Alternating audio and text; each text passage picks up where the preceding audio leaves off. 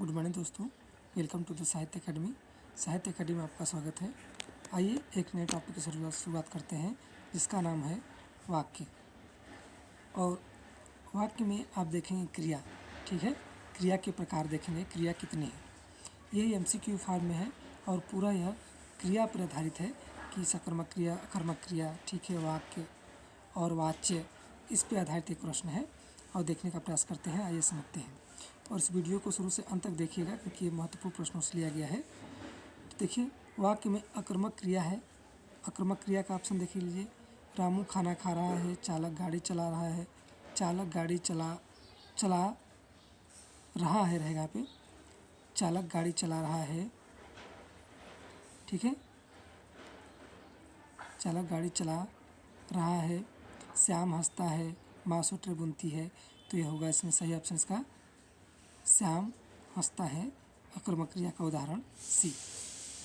ऐसे ही अगला देखिए, जो क्रिया अभी हो रही है उसे कहते हैं। जो क्रिया अभी हो ही रही है उसे क्या कहते हैं? तो आप देखिए, जो क्रिया अभी हो रही है उसे क्या कहते हैं? जो क्रिया अभी हो रही है उसे अपूर्व वर्तमान, सामान्य वर्तमान, संदिग्ध वर्तमान, संदिग्ध भूत। तो जो क्रिया अभी हो रही है उसे बोलते हैं सामान्य वर्तमान क्रिया, क्योंकि अभी वो काम हो रहा है। तो ऑप्शन 20 का सही ऑप्शन है। अगला देखिए, अकर्मक क्रिया है। अब आपको बताना है कि इसमें से अकर्मक क्रिया कौन से। मैं पुस्तक लिखता हूँ, ये चीज़ें तुम्हारा जी ललचाता है, श्याम सोता है, वह अपना सर खुजलाता है। तो इसमें सही ऑप्शन क्या होगा? देखें तो सी इसका राइट ऑप्शन, क्योंकि श्याम सोता है अकर्मक क्रिया है, बाकी सभी सकर्मक क्रिया है, क्योंकि इन सभी में कर्म छिपा हुआ है। सकर्मक क्रिया का वाक्य है। अब आपको बताना है सकर्मक क्रिया का वाक्य कौन सा है, ठीक है। सकर्मक क्रिया का वाक्य कौन सा है? मंदाकिनी सोती है, बालिका निबंध लिखती है, पक्षी आकाश में उड़ते हैं, बालक खिलौना पाकर हंसता है। अगर आप देखें तो इसमें ऑप्शन बी और ऑप्शन डी दोनों सही है, ठीक है। बाकी ए और सी जो है इसका गलत ऑप्शन है। तो इसमें दोनों ऑप्शन सही हो जाएंगे, बी और डी, ठीक है। देखिए, राम लक्ष्मण से पत्र लिखवाता है। अब आपको बताना है कि राम लक्ष्मण से पत्र लिखवा रहा है, तो इसमें कौन सी क्रिया है? राम लक्ष्मण से पत्र लिखवाता है, पूर्णकालिक क्रिया, पूर्णकालिक क्रिया, अपूर्णकालिक क्रिया, संयुक्त क्रिया, अपूर्ण क्रिया। अब तो आप बताइए ये कौन सी क्रिया है? तो आप कहेंगे राम लक्ष्मण से पत्र लिखवाता है, तो क्या होगा? प्रेरणार्थक क्रिया, ठीक है। प्रेरणार्थक क्रिया में हम क्या करते हैं, अपना काम स्वयं न करके हम दूसरे से कार्य करवाते हैं, वो प्रेरणार्थक क्रिया होती है, ठीक। देखिए, रचना की दृष्टि से क्रिया के भेद होते हैं। अगर रचना की दृष्टि से हम बात करें तो रचना की दृष्टि से क्रिया के दो भेद होते हैं, जिसको हम बोलते हैं सकर्मक क्रिया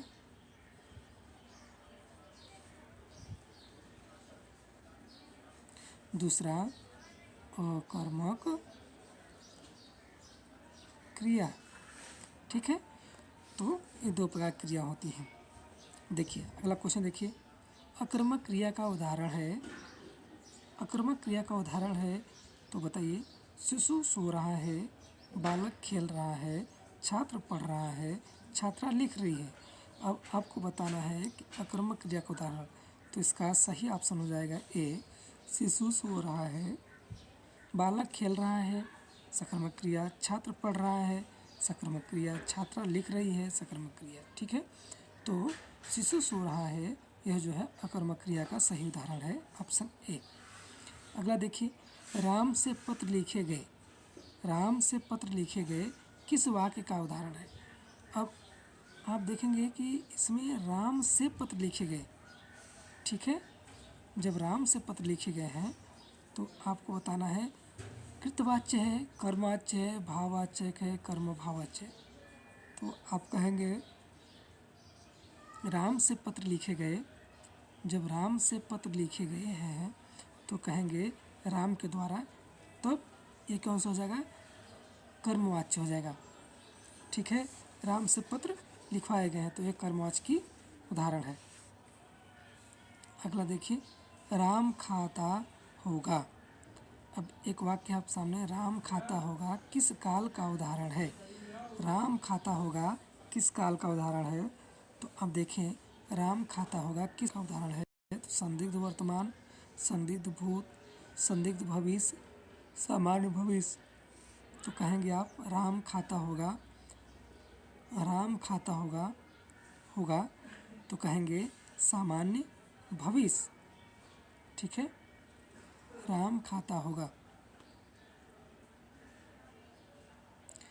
राम खाता होगा होगा सही ऑप्शन देखिए, संदिग्ध वर्तमान, संदिग्ध भूत, संदिग्ध भविष्य, सामान्य भविष्य। राम खाता होगा,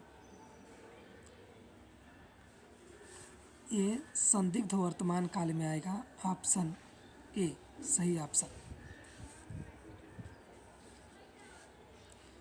चरण व मरम वचन जब सीता बोला पंक्ति में प्रयुक्त हुआ है। यह टीजीटी यूपी टीजीटी पूछा हुआ क्वेश्चन है कि चरण वचन जब सीता बोला वाक्य में प्रयुक्त हुआ है। तो चरण वचन,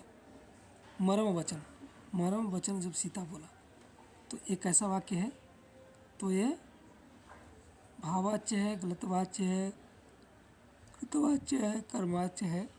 तो बात करें तो किसने बोला, सीता ने बोला है, तो जब सीता ने बोला है तो ये हो जाएगा कृतवाच्य, क्योंकि मरम वचन जब सीता बोला है तो हो जाएगा कृतवाच्य, कृतवाच्य वाचक वाक्य क्रिया है। ठीक है, अगला देखिए, वह थोड़ा बीमार है, वह थोड़ा बीमार है में थोड़ा में कौन सा क्रिया विशेषण है। थोड़ा में कौन सा क्रिया विशेषण बताना है, ये थोड़ा शब्द है, सॉरी, वह थोड़ा बीमार है, थोड़ा में कौन सा है, परिणामवाचक क्रिया विशेषण, कालवाचक क्रिया विशेषण, स्थानवाचक क्रिया विशेषण, रीतिवाचक क्रिया विशेषण। थोड़ा में कौन सा विशेषण है, वह थोड़ा बीमार है, थोड़ा तो क्या है यह, परिणामवाचक क्रिया विशेषण। ठीक है, परिणामवाचक क्रिया विशेषण है। अगला देखिए, प्रेरणार्थक क्रिया का प्रयोग नहीं है। अब आपको बताना है कि इसमें से कौन से हैं जो प्रेरणार्थक क्रिया का प्रयोग नहीं हुआ है। तो प्रेरणार्थक क्रिया का प्रयोग नहीं हुआ है इसमें, तो अब देखिए, पिता उसे पढ़ाते हैं, राम नहीं पढ़ता, ये अध्यापक से पढ़वाते हैं, अध्यापक परिश्रम करते हैं। अब आस में देखिए, प्रेरणार्थक क्रिया का प्रयोग नहीं हुआ है, राम नहीं पढ़ता में प्रेरणार्थक क्रिया का प्रयोग नहीं हुआ है। ठीक है, तो सही ऑप्शन इसका जो हो जाएगा वो हो जाएगा बी। ठीक, अगला देखिए, मैं खाना खा चुका था, भूतकालिक भेद है। अब बताना है कि मैं खाना खा चुका था, इसमें कौन से भूतकालिक भेद है, समान भूतकाल, पूर्व भूतकाल, वर्तमान भूतकाल, संदिग्ध भूतकाल। मैं खाना खा चुका था तो पूर्व भूतकाल है, मैं खाना खा चुका था। ठीक है, तो ऑप्शन बी से हो जाएगा। अकर्मक क्रिया है, अब आपको अकर्मक क्रिया बताना है। पानी बरस रहा है, श्याम निबंध लिख रहा है, राम मोहन को रुला रहा है, इसमें से कोई नहीं। तो अकर्मक क्रिया क्या होगी, पानी बरस रहा है, अकर्मक क्रिया का उदाहरण है। श्याम निबंध लिख रहा है, लिखता है, यह सकर्मक क्रिया है। राम ने मोहन को रुला रहा है, राम मोहन को रुला रहा है, यह भी सकर्मक क्रिया है। अगला देखिए, क्वेश्चन नंबर 15, प्रेरणार्थक क्रिया है। आप देखिए पेपर में ऐसे ही पूछता है और एक एक क्वेश्चन ऐसे आप ध्यान से देखते जाइए, समझिए। प्रेरणार्थक क्रिया है उठना, चमकना, गिरना, गिराना। तो प्रेरणार्थक क्रिया होगा गिराना। ठीक है, प्रेरणार्थक क्रिया गिराना होगा। देखिए, प्रेरणार्थक क्रिया का मतलब होता है कि जब हम उस कार्य को स्वयं न करके किसी दूसरे व्यक्ति से करवाएं तो होता है प्रेरणार्थक क्रिया। अब उठना स्वयं का उठना है, चमकना स्वयं का हो गया, गिरना स्वयं का हो गया, लेकिन गिराना जो है किसी दूसरे व्यक्ति के ऊपर है, तो यह जो है प्रार्थक क्रिया है। देखिए, निम्नलिखित में से सकर्मक क्रिया है, और सब पूछ रहा है कि इसमें से सकर्मक क्रिया कौन सी है, तो आप कहेंगे कि सोना, मुस्कुराना, लिखना, कोई नहीं। तो सकर्मक क्रिया हो जाएगी क्या? सकर्मक क्रिया बताना है। आपका लिखना जो है सकर्मक क्रिया होगा, राइट आंसर लिखोगा लिखना, ऑप्शन सी सकर्मक क्रिया। ठीक है, आगे देखिए। अब आपके सामने प्रश्न लिखा है कि हथियाना, चिपकाना किस प्रकार की क्रिया है। तो आपको हथियाना और चिपकाना ऐसी क्रिया है, तो आप कहेंगे कि हथियाना ज़बरदस्ती किसी चीज़ छीन लेना, चिपकाना किसी चीज़ को लगा देना, तो आप कहेंगे कि यह नाम धातु क्रिया है। ठीक है,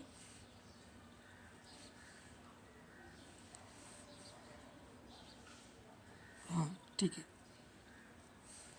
नाम धातु क्रिया कहेंगे आप। आगे देखिए,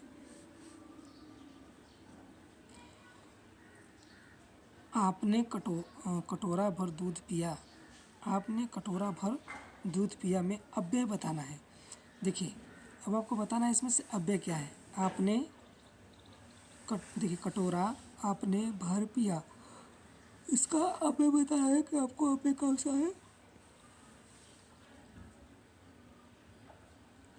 आपने कटोरा भर दूध पिया, इसमें अव्यय बताना है, तो क्या होगा, भर जो शब्द है वह अव्यय होगा। ठीक है, क्योंकि अव्यय का मतलब जिन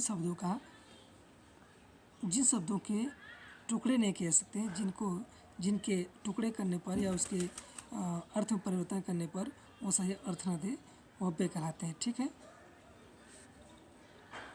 आगे देखिए, मैं वहाँ होकर आया हूँ, वाक्य में अव्यय शब्द है। अब आपको बताना है कि यह सेंटेंस लिखा हुआ है, इसमें अव्यय क्या है। मैं वहाँ होकर आया हूँ, अगर आप देखें तो होकर जो है अव्यय हो जाएगा।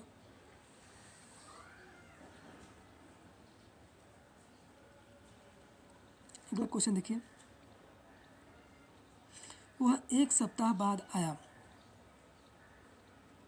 वह एक सप्ताह बाद आया। अब देखिए, वह एक सप्ताह बाद आया, इसमें क्या होगा, हाय सॉरी क्वेश्चन बदल गया,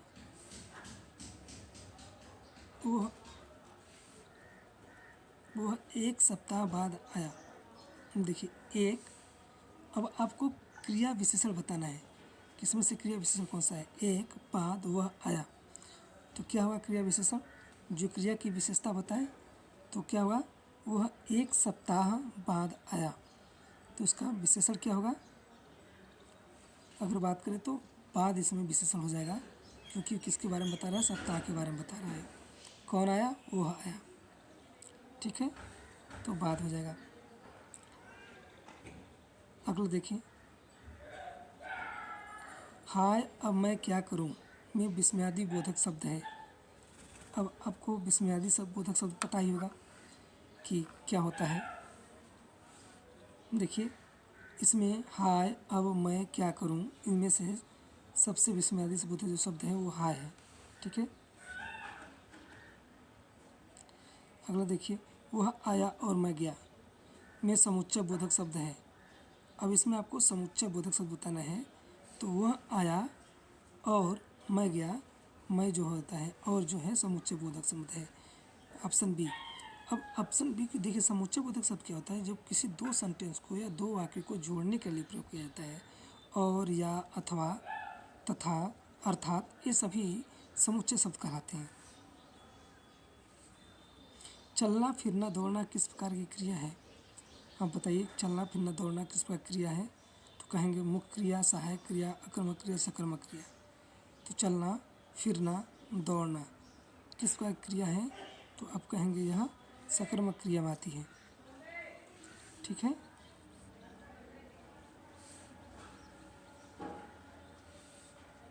अगला देखिए, बच्चा अखबार पढ़ रहा है। बच्चा अखबार पढ़ रहा है वाक्य में आपको बताना है कौन सा या किस प्रकार का वाक्य है। आपको ये बताना है कि जो बच्चा पढ़ रहा है किस प्रकार का वाक्य है। अब बताइए, बच्चा अखबार पढ़ रहा है तो क्या सकर्मक क्रिया, अकर्मक क्रिया, पूर्णकालिक क्रिया, अपूर्णकालिक क्रिया? तो आप कहेंगे यह सकर्मक क्रिया है, क्योंकि अखबार कौन पढ़ रहा है? बच्चा पढ़ रहा है। अगला देखिए, अभिकारी शब्द क्या होता है? अब आपको पता है शब्द दो प्रकार के होते हैं, विकारी शब्द, अभिकारी शब्द। विकारी शब्द क्या होते हैं, अभिकारी शब्द क्या होते हैं? तो विकारी शब्द में विकावरी शब्द क्या होता है? संज्ञा होता है, सर्वनाम होता है, विशेषण होता है, अव्यय होता है। तो विकारी शब्द जो होते हैं इस प्रश्न के अनुसार अव्यय होता है।